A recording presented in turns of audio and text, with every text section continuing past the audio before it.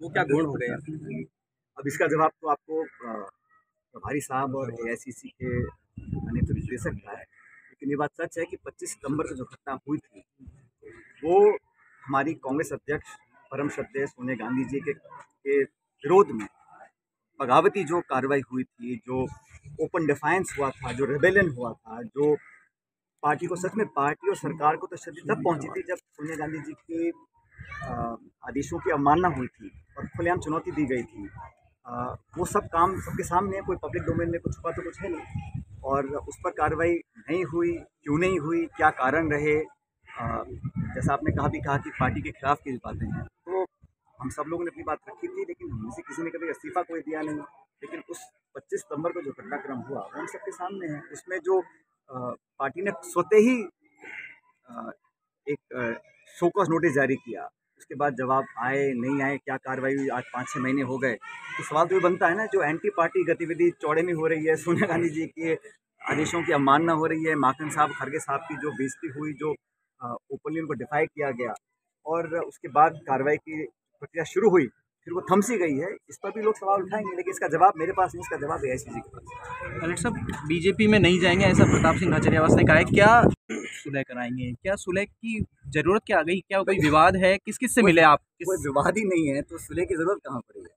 मैंने तो एक मुद्दे को उठाया है जो मैं समझता हूँ बड़ा प्रासंगिक है, एक ज्वलंत मुद्दा भी है और ये बात मैंने आज नहीं उठाई है। मैं 1.25 साल पहले चिट्ठी लिखकर कई बार अवगत करा चुका था। जब उस पर कुछ कार्रवाई नहीं हुई तभी मैंने अनशन करने का निर्णय लिया था और मैंने हमेशा ही पार्टी के जो हित में है उस काम को करने को हमेशा प्राथमिकता दी है और सरकार और संगठन को बड़ी मेहनत से अपने खून पसीने से हम लोगों ने सींचा है। तो हम चाहते हैं कि आने वाले समय में हमको कामयाबी मिले, उसके लिए कुछ काम करने ज़रूरी है। बाकी जो सरकार काम कर रही है बड़ा वेलकम है, जो महंगाई राहत के हम लोग कैंप लगा रहे हैं, वेलफेयर स्कीम्स लेकर आ रहे हैं, बजट घोषणा हो रही है, तो धरातल पर उतरे, जनता तक पहुँचे, उसका लाभ हमें मिलेगा, ये अच्छी बात है। लेकिन जो हमने वादे किए थे करप्शन के खिलाफ वसुंधरा जी के कार्यकाल में, नाना प्रकार के, मैं दोबारा दोहराना नहीं चाहता हूँ, सब जानते हो, उन पर जो भी कार्रवाई नहीं हुई है, ये भी एक बहुत बड़ा मुद्दा है। और जिस प्रकार से ये पेपर लीक के मुद्दे सामने बार बार आते हैं, इस पर भी सिर्फ एसटीएफ गठित कर देना या कानून पारित कर देना, लेकिन मैंने कहा ना कि छोटे मोटे अधिकारियों तक अब तक ये जांच पहुंची है, इसको और गंभीरता से और सघन जांच होनी चाहिए ताकि सब सामने आए। सर, जो अनशन था उसको एंटी पार्टी बता मैंने दीजिए। भी वो स्टेटमेंट देखा था जो जारी हुआ था, मुझे बड़ा आश्चर्य हुआ क्योंकि मैं अनशन किस मुद्दे पर कर रहा था इसकी जानकारी सबको थी। भारतीय जनता पार्टी और वसुंधरा जी के कार्यकाल में हुए करप्शन के खिलाफ आवाज़ उठाना किसी भी दृष्टि से एंटी पार्टी नहीं हो सकता, ऐसा मैं मानता हूँ। और मैंने बड़े स्पष्ट शब्दों में कहा था कि मैं किसी व्यक्ति का जानबूझ के विरोध नहीं कर रहा हूँ, मैं लांछन नहीं लगा रहा हूँ, आरोप नहीं लगा रहा हूँ। सिर्फ भाजपा के कार्यकाल में हुए करप्शन को मैं चाहता हूँ उसकी तहकीकात हो, ताकि जनता जब 6 महीने बाद हम वोट मांगने जाएंगे, लोगों को लगना चाहिए कि ये लोग जो बोलते हैं कर कर दिखाते हैं। लेकिन दुर्भाग्यवश अभी तक कार्रवाई हुई नहीं। मैंने अखबारों में पढ़ा, कुछ कहीं किसी ने कहा कि कोई पीआईएल हो गई थी, डिसमिस हो गई थी और मतलब, लेकिन कोर्ट कचहरी के बहाने कर कर हम जांच सीबीआई को ना दें, मैं समझता हूँ ये सही नहीं, इस पर कार्रवाई। पायलट साहब, आरोप लगाया तो उसको पार्टी अरे भाई, वो तो आरोप लगा रहे हैं कांग्रेस सरकार के ऊपर, मैं तो आरोप लगा रहा हूँ बीजेपी सरकार के ऊपर। ये किसी पार्टी के विरुद्ध हो सकता है? और इस पार्टी के लिए तन मन धन से हम लोगों ने काम किया है। मैं तो किसी पद पे भी नहीं हूँ, लेकिन फिर भी मैंने, जब मुझे पार्टी ने कहा, तब पूरी ताकत के साथ मैंने भाजपा का विरोध किया, कांग्रेस के लिए प्रचार किया और जो जो जिम्मेदारी मुझे पार्टी ने दी है, आप सब इस बात की गवाह होंगे, मैंने पूरी तत्परता से, ईमानदारी से पार्टी का प्रचार किया, काम किया। लेकिन जो मुद्दा करप्शन का है, जो भाजपा के शासन में हमने एक्सपोज किया था, उस पर अगर कार्रवाई नहीं होती तो कहीं ना कहीं लोगों के मन में एक संदेह पैदा होता है, उसे हमें खत्म करना। कर्नाटक में पावरलेस है मंत्री, पावर शेयरिंग नहीं है सरकार में, ऐसे आरोप ये लगते हैं। हमारे जो प्रभारी रंधावा साहब बहुत संजीदा व्यक्ति हैं, बहुत सुलझे हुए व्यक्ति हैं, समझदार हैं, अनुभवी हैं।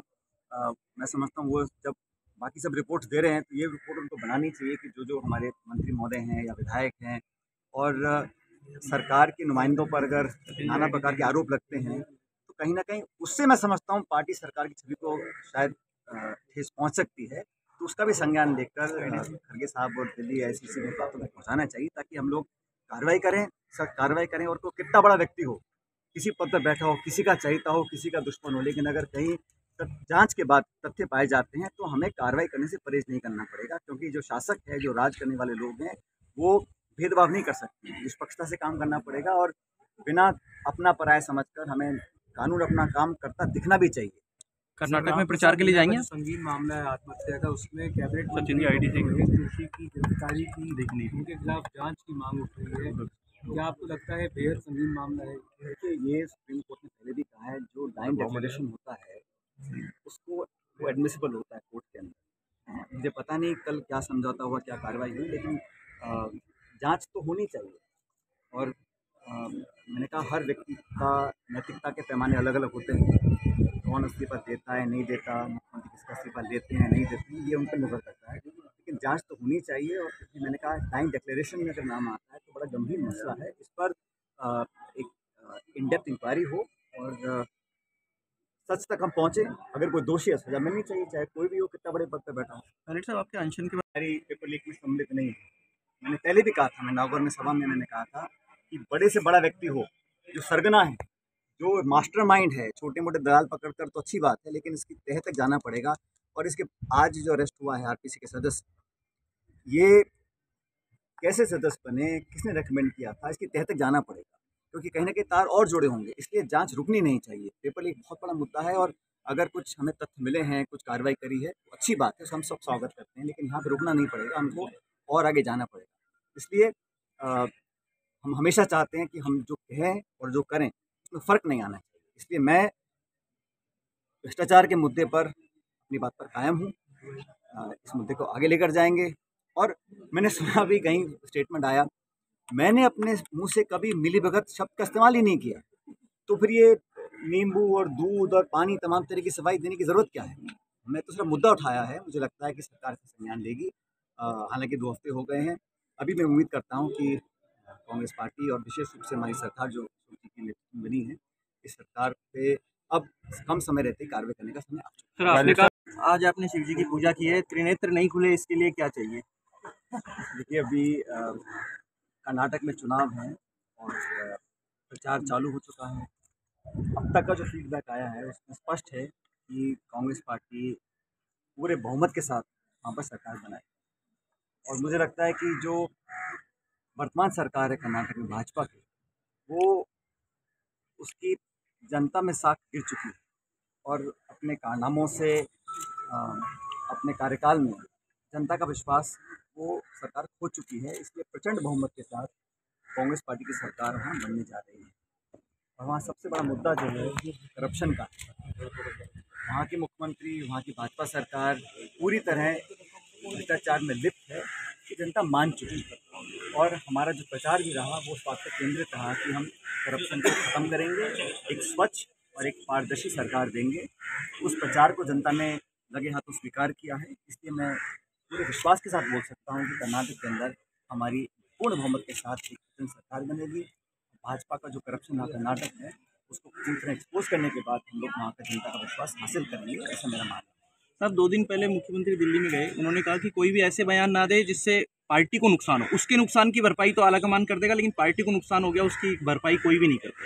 देखिए, जैसे मैंने कहा कि राहुल गांधी जी ने पार्लियामेंट के अंदर और पार्लियामेंट के बाहर एक ऐसा मुद्दा उठाया जिस पर वो हर चीज़ कुर्बान करने के लिए तैयार है। कल आपने देखा किस प्रकार से जल्दबाजी में उनके सदस्यता को रद्द करने के बाद जिस फुर्ती से, जिस तेज़ी से, जिस द्वेषपूर्ण भावना से उनके खिलाफ कार्रवाई करी गई, उनका मकान कल खाली करवा दिया गया। और जो ये कार्रवाई हुई है, ये राहुल जी ने जो मुद्दा उठाया है, चाहे वो अडानी जी को लेकर हो, चाहे वो मोदी जी को लेकर हो, चाहे वो कोई भी हो, भाजपा के शासन के अंदर जो भ्रष्टाचार हुआ और जो हो रहा है केंद्र में, उसके खिलाफ आवाज़ बुलंद करी। इसके चलते भाजपा उसको सहन नहीं कर पाई और उन्होंने इनके खिलाफ एक्शन लिया। और मैं समझता हूँ कि हम सब लोग अगर भाजपा की करप्शन की बात करते हैं, या मैं राजस्थान में वसुंधरा जी की सरकार में जो करप्शन के मामले उठे, जिसको हमने सामूहिक रूप से उठाया था, उन मुद्दों को उठाते हैं और कहते हैं कि इस पर कार्रवाई होनी चाहिए, मैं तो समझता हूँ ये पार्टी के हित की बात है। और मैंने अध्यक्ष रहते हुए और सम्माननीय गहलोत साहब जो समय महासचिव थे, हम सब ने कई बार ऑन रिकॉर्ड इन बातों को कहा है कि वसुंधरा जी की सरकार में भू माफिया, शराब माफिया, बजरी माफिया, खान माफिया, तरह तरह के माफिया पनपे थे। और आज अगर कोई कह दे कि कोर्ट कचहरी का बहाना लेकर उन वादों को पूरा नहीं करे, हमने मांग करी थी सीबीआई की जांच। हम लोग गए ज्ञापन लेकर राष्ट्रपति जी के पास, राजस्थान के गवर्नर के पास कि एक न्यायपूर्वक कार्रवाई हो, निष्पक्ष जांच हो, और अगर किसी ने गलती की है तो उसकी सज़ा मिलनी चाहिए अगर तथ्य सामने आते जांच के बाद। मैंने ये मांग रखी थी कि एक जांच हो, और जब मैंने अनशन किया था, हमारी महात्मा गांधी की पार्टी है, यहाँ पर सच की बात रखना, करप्शन के खिलाफ आवाज़ उठाना, अन्याय के खिलाफ अपनी आवाज़ रखना, ये हमारे संस्कारों में है कांग्रेस पार्टी की, जो 125 साल पुरानी हमारी पार्टी है। उसके तहत मैंने एक अनशन रखा था राजस्थान जयपुर में 11 तारीख को। आज 2 हफ्ते हो गए हैं, अभी तक कोई कार्रवाई हुई नहीं है। मैं इसलिए पुनः बड़ी विनम्रता से आग्रह कर रहा हूँ कि हमने जो स्वयं वादे किए थे, जनता को विश्वास में लेकर आए थे, और 2013 से 18 के बीच में हम जनता के बीच जब गए थे तो सबसे प्रमुख, आप सब लोगों को याद होगा, सबसे प्रमुख मुद्दा यही था कि वसुंधरा जी की करप्शन को हम लोग एक्सपोज करेंगे। हमारी सरकार बनने के बाद कई कार्रवाई हुई हैं, जिसका मैं स्वागत करता हूँ। जैसा खुद मुख्यमंत्री जी ने कहा, एसीबी बड़ा सक्रिय है, बड़े छापे डाले हैं, अधिकारी आईएएस, आरएएस, आईपीएस, नाना प्रकार के लोगों को रंगे हाथों पकड़ा है। ये स्वागत योग्य कार्रवाई है। मैं समझता हूँ इसमें हम लोगों को इसका बहुत वेलकम करना चाहिए। लेकिन हम लोग जब सत्ता में आए थे, 5 साल विपक्ष में रहे, तो हमने ये कभी नहीं कहा था कि हम कार्रवाई कर पटवारी को पकड़ेंगे, अधिकारियों को पकड़ेंगे, इसलिए वोट दीजिए। हमने कहा था कि हम वसुंधरा जी के कार्यकाल में जो करप्शन हुआ है उस पर कार्रवाई करेंगे। इस बात को सुनकर जनता ने हमको वोट दिया था, तो वो करना बहुत ज़रूरी है। मैं समझता हूँ अब बहुत कम समय रहा है चुनाव से पहले, इसलिए उस पर कार्रवाई करनी चाहिए।